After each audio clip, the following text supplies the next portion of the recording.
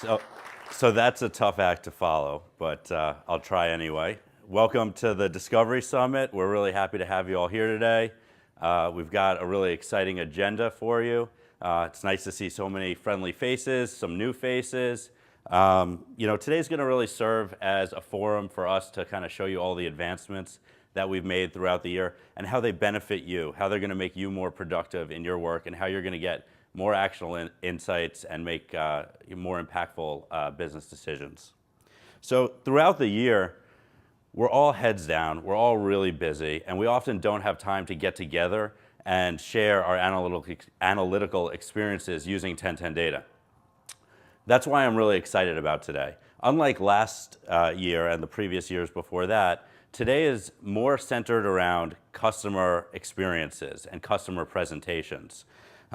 You can expect to see how others leverage the platform to get more actionable insights. You'll hear about use cases, and you'll even get a glimpse into our future roadmap.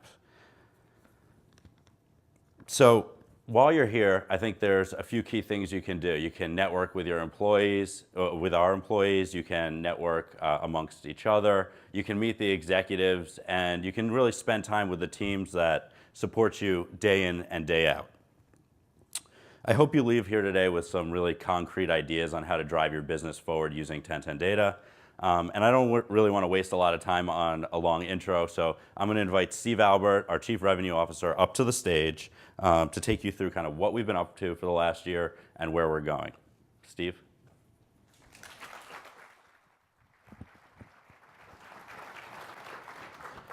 Thanks, Greg. Hey, everybody. So Greg didn't want to do a long intro, so now I'm going to subject you to a long intro. Sorry. I'm very excited to have you all here today. I'm Steve Albert. I'm the Chief Revenue Officer for 1010 Data. And I'm excited not just because I think we have great sessions planned for you. We got a bunch of great folks that you can connect with and learn from. But I'm also excited because for those of us who've been in the space of big data and analytics and analytic technology, which really we all are here today, I think this is the most exciting time that there's ever been. It's a revolutionary time.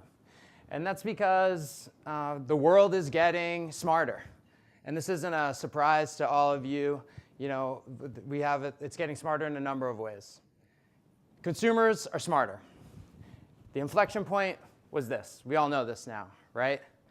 This is, my travel agent, my retailer, it's my navigator. It's how I get a stranger to come pick me up. I know this thing is indispensable to me because when my 6-year-old steals it off the counter to go play Pokemon Go, I feel incapacitated. Right? He is the last person still playing Pokemon Go. He doesn't care, okay? And it's going to get better, right? This is going to evolve, and pretty soon it's going to be virtual reality. We're going to be engaging, learning, shopping in a virtual way. And then apparently, from what I'm reading, it looks like someday I'm going to have an embedded device somewhere on my body. So it's only going to get better, or at least more interesting. But it's not just consumers, it's smarter things. Things are getting smarter. Fitbit smartwatches keep us connected, keep us healthy. It's made my dad realize how hard it is to get to 10,000 steps every day, and that's a good thing for my dad. That's good. But it's not just consumer devices. It's cars, it's plane engines, it's manufacturing lines, it's hospitals and the medical devices, shipping containers. It's the lights with beacons in them. The smarter devices everywhere. And these smarter consumers and smarter devices, all these things are creating increasing amounts of data that are being used by smarter algorithms. Artificial intelligence, machine learning, advanced analytics. The stuff's embedded into the fabric of our day-to-day lives at home and at work right now. So what does this mean? This is putting a lot of pressure on organizations to keep up and to keep progressing. And in order to keep progressing in the smarter world, organizations need to get smarter. And to us, what's a smarter organization? Well, the heart of any organization is its people. It is you all. And so our mission is to empower you.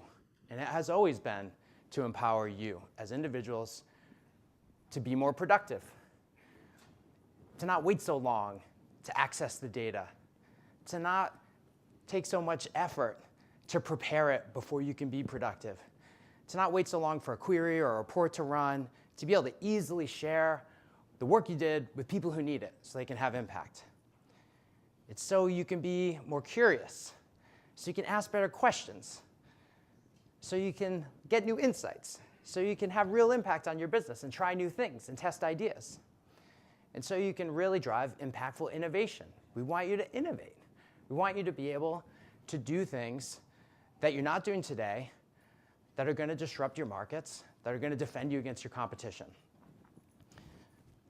10 years ago, I was in your seats. I was a customer at 1010 Data.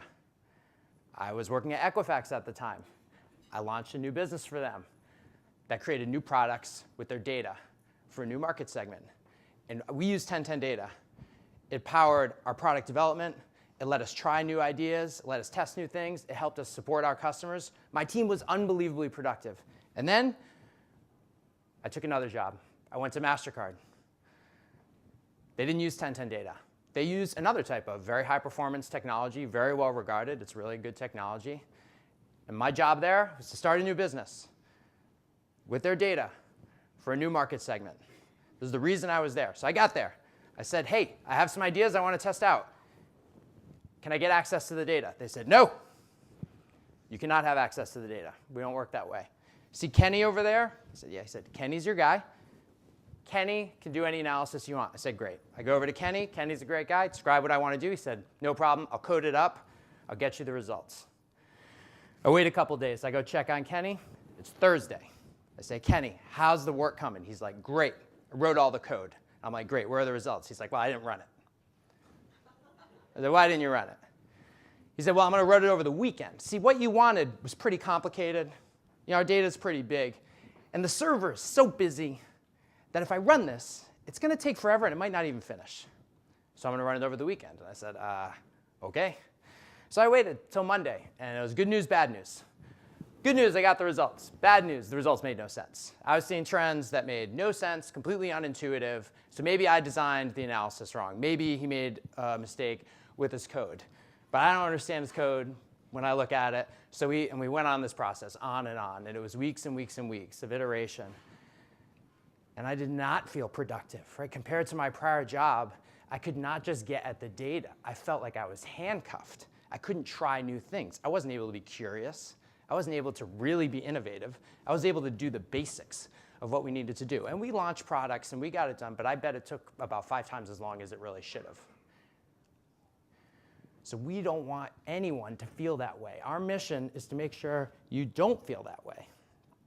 We want you to be empowered to find the data, access the data that you think is relevant at the time you think it's relevant. We want you to be able to ask questions of that data and have a really interactive, iterative experience with it. Ask a question, get an answer, ask another question, try something else, link in another data set, run a correlation, try another data set. That's the kind of experience we want you to be able to have. And we want you to be able to decide which insights you decide to apply and exactly how. We want to empower you.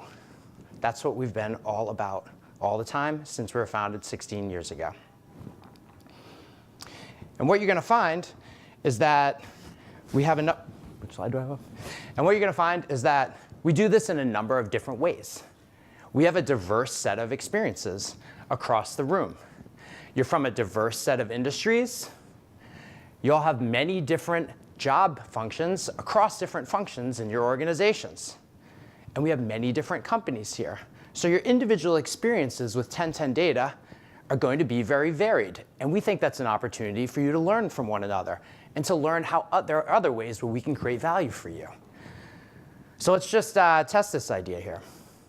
It's audience participation part of the presentation. All right, so how many of you load data into the 1010 Data Insights platform? Got a lot of people who load data.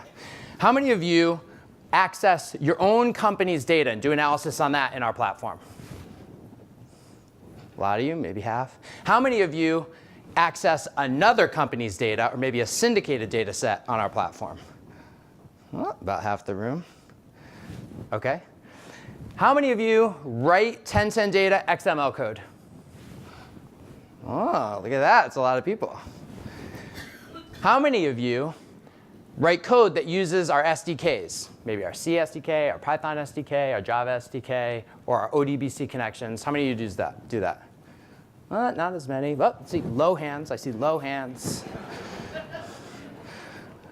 All right, how many of you use Microsoft Excel? That's everybody. That's 100% right there. Predictable. How many of you use 1010 Data's Microsoft Excel add-in? Wow, that's probably a pretty useful tool, it looks like. How many of you use the trillion row spreadsheet? A lot of people. All right. How many people here use pre-built dashboards and reports in 1010 Data? A lot of you. How many of you create and build dashboards and reports in 1010 Data? Well, a lot of I don't know, what is it, maybe. What is that? We can talk about that. You can build dashboards in 1010 Data? I had no idea. You all have varied experiences with 1010 Data depending on what you're using our platform for. And that's great. That's an opportunity for you to learn from one another. Your companies, we have lots of different ways your firms use 1010 Data and apply it to have impact in their business. I'm just going to go through a few of these to help you understand that diversity as well. How many of you still go to brick and mortar retailers sometimes? Me too. We have a leading national retailer here. They have thousands of stores. They put all their point of sale transaction log data, their inventory data, all the complementary data sets in our platform for their own analytic purposes. And then they also monetize and share that data with their suppliers through our platform. And that enables them to have better joint business planning and relationships with their suppliers. How many of you still occasionally have a burger and fries, maybe after a 10,000, 20,000 step day? Me too. We have a national quick service restaurant here. They integrate and unify data from multiple sources: their purchase information, their customer information, the menu information, their pricing information, customer survey information, weather information. And they bring it all together so they can understand and have insights about their consumers, so they can provide them better service, so they can optimize their menu choices, so they can optimize their pricing. Anybody here ever had a mortgage? Yeah, that's a lot of people. All those people in New York, maybe. Not. A leading mortgage provider, mortgage funding institution in the US, uses 1010 Data. They're integrating their own data on how loans are performing with external data: home price data, interest rate data, local area economic data, in order to build their predictive models, and also to do their ad hoc analysis so they can understand the changing consumer dynamics as regulations change and as market dynamics change in the lending environment. A lot of beautiful people here today. I bet you're all familiar with our global beauty client. They use 1010 Data in a different way. They integrate data. It says up here for, I think, 36 different retailers. It's now over 50 retailers. I thought this was a little short. I talked to the team last night. We grab the data from all those retailers. We do all the work that that you don't want to do. We clean it, we transform it, we put it in the platform so that when those teams at the global beauty company log in, they can immediately begin being productive, understand the insights of what's happening with consumers, and better collaborate with their retail partners. Anybody here gamble? You don't have to raise your hand. It's OK. We have a regional casino here. They integrate data from every consumer touch point across their company: table games, slots, hotel, theater, restaurants, website, call center, direct mail. So they can understand the consumers, they understand the individual profitability of their customers, and they can tailor the way they service them and the way they communicate with them across the business. Really varied use cases across our client base, and these are just 5 examples. As we've grown, as we've got to know more customers and learned about more use cases and helped them in new ways, we've grown. And I'll share with you just a few of the stats about how we've grown. We have over 250 employees. I think it's now about 260 employees. We've made a significant investment in people in various functions, but one of the ones I think is most important that we're proud of is we've really invested in our customer solutions function. This is the team that really enables and supports all of you as customers. We have over 850 customers now, and that's growing rapidly. But I think a metric that we look at closely is the increase in actual users, right? Are people using our software and our platform more? Because if you're using it more, hopefully you're using it for something that's valuable and you're getting use out of it. So we're proud of the increase in usage, and that continues to go up. And the slide wouldn't be complete without talking about how much data we have. We have many petabytes of data. It's up about 24%. You know, we like to talk about how many rows of data, 36 trillion rows of data now on our platform. The team is working hard on the 36 trillion row spreadsheet. That's coming soon. So we've experienced a lot of growth. But we've grown in other ways too. We have some new people to introduce you to. You saw some of them in the video up there. And in a few minutes, we'll bring them up here and we'll have a Q&A session so you'll get to know them a little better. But first we have Tony. Tony leads our platform business. He's only been on board a few months, but he's had a huge impact. I want you all to meet him. He came from Teradata, where he was there for 20 years, drove a lot of growth, drove impact there for a lot of different clients. Loic runs that customer solutions group. I think he's been here almost a year now, right? Right? It's hard to believe. He feels like he's been part of the team forever. He's got a great experience running customer-focused organizations, business objects, and a Tableau. We got Greg Sloan. Where's Greg? Greg's over there. He just came on board a few months ago to lead our partnerships group. We haven't talked a lot in the past about partnerships. It hasn't been a huge focus for us. It's going to be a bigger focus, as he's going to talk to you about that. He's developed partnership organizations and led them at firms like BD&A, True, Capgemini, Avaya, Lucent. And John Katzer's over here. A lot of people in the room know John Katzer. John's been here, I think, slightly longer than I've been here, over 5 years, maybe 6 years or so. And John has spent tons of time over those years with customers, and he now runs our product management organization, and he also runs our sales engineering organization. But as head of product management, he's really responsible for driving platform innovations that have impact for you all. And John's going to talk quite a bit about that, but before we get to the panel, I wanted to talk about a few of the themes that are driving the innovations we're making and that you're going to see in the upcoming months and next year in our platform. The competitive environment's changed a lot, and we talk to customers constantly, and these three themes come up all the time, and this is what drives all our thinking around how we're evolving our product. Number one, self-service. That's enabling you to do more without needing us to do stuff for you. Number two, openness. We recognize we are often one piece of your ecosystem of analytic technology that you need to use. We want to make it easier for you to use us within that ecosystem. Three, public cloud. Our clients, many clients around the world, have been increasingly adopting the public cloud. And as a result of that, we want to enable you to have a better experience with 1010 data when you do so. So let me click into each of these just a little bit. Self-service. We've talked to you about self-service probably starting last year. I'm going to talk about the first 2 points first. A more modern, intuitive interface. We launched that last year in V10. Interactive, iterative, analytical workflow. You know, we believe that's core to what that analytical, the beginning of that analytical journey, to have that interactive speed at which you're thinking, ability to do analysis with your data. You know, for us, that's a trillion row spreadsheet and the analytical timeline where you can easily, visually go back and forth, right, in your analysis in a way that's very convenient. We continue to make improvements to make that more intuitive, faster, and easy to use. But before you can do analysis, you got to get the data in the platform. The hands raised here, a lot of people load data into the platform. We need to make that easier, and we plan on doing it. We have an intuitive wizard-style data loading interface that we're planning to launch. It's going to make it easier than ever to get data into the platform, even if you're not technical. You load your data, but before you analyze it, you got to make sure there's no quality issues. You got to make sure it's the right data. You got to prepare your data. We're launching dedicated tools and applications in the platform so that you can easily prepare and assess the quality of your data and profile it before you start your analysis. It's going to be easier than ever to do that.